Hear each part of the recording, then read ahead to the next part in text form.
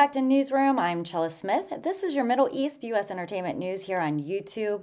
I air on Fridays, bringing you the latest on reforms and economics based on reports put out by the Middle East news media outlets. I do this weekly review, and it's based off my interest. Thank you, everyone, for joining me. Over the last few days, we've had a lot of new subscribers. Welcome here to the channel. I will be doing a voiceover this week as I smashed a nerve in my lower back area. I'm fine. I just need a few days to heal up. So my normal airing will return next week. I'll be showing pictures this week if you would like to follow along as normal. Otherwise, you can put your device down, relax, and just listen in. Last week, we talked about 17 trillion dinars, resignations, and ATMs. Let's take a look at this week's headlines.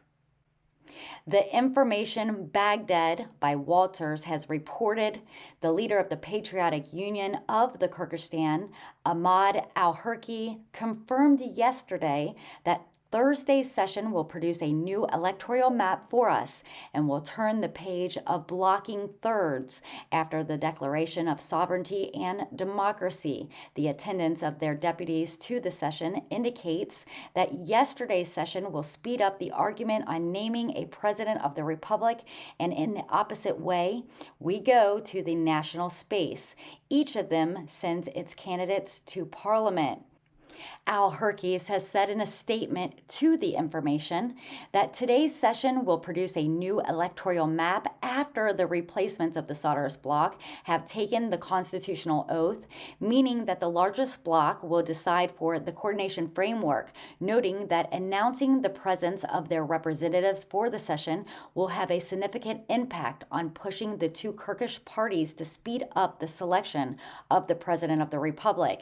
Adding, if two parties do not reach a single figure, they will certainly go to national space, as happened in 2018 session, meaning that each of them will send its candidates and the competition will be inside the parliament. Al-Hurki has indicated in the event of going to national space, the chances of national candidate will be greater because of the alliance of the national with the largest bloc in the House of Representatives. Now, I do not do the political back and forth, so I'll keep you updated on the final outcome. Now, I will report that Shafak News has mentioned that the meeting of Sovereignty Coalition, which includes Azam Coalition led by Al Khanjar and Progress led by Mohammed al-Habousi, came after its meeting with an agreement to support the political process and the right of liberated governorates. Economically, Baghdad Obsolist reports the oil marketing company's SOMO announced June 21st achieving the highest revenues in history of Iraqi oil exports, while it's expected oil prices to remain within the range of $115 per barrel until the end of this year.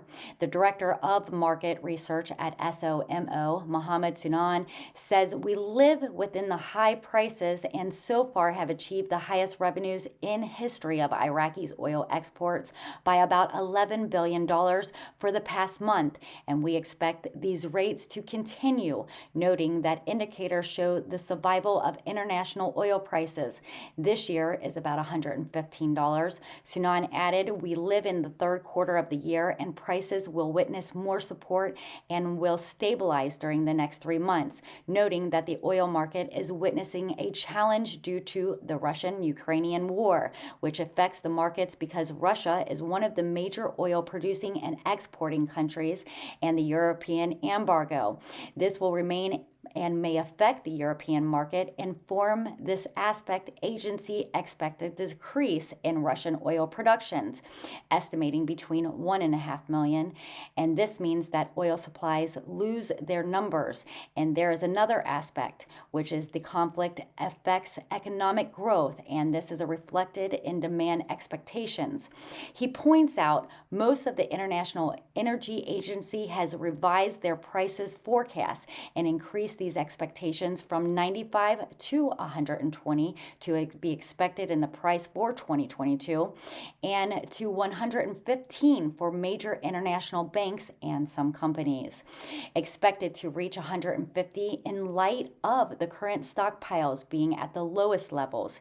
He points out that the decision of the European Union to impose an embargo on Russian oil will be directly reflected in the expected revenues for the year 2023, which extends to 2024 with an increase to $120, and this is a large number.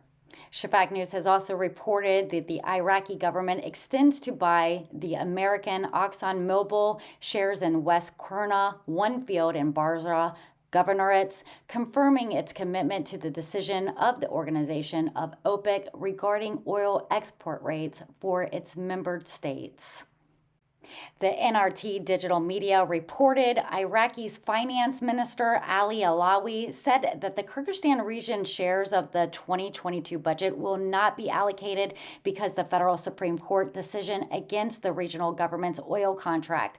Alawi told Earth News Arabic the Kurdistan region's oil was seized illegally and exported by the Kurdistan regional government, the KRG, adding that the oil income should be sent to Iraqi's federal government as part of the agreement between Erbil and Baghdad from 2021.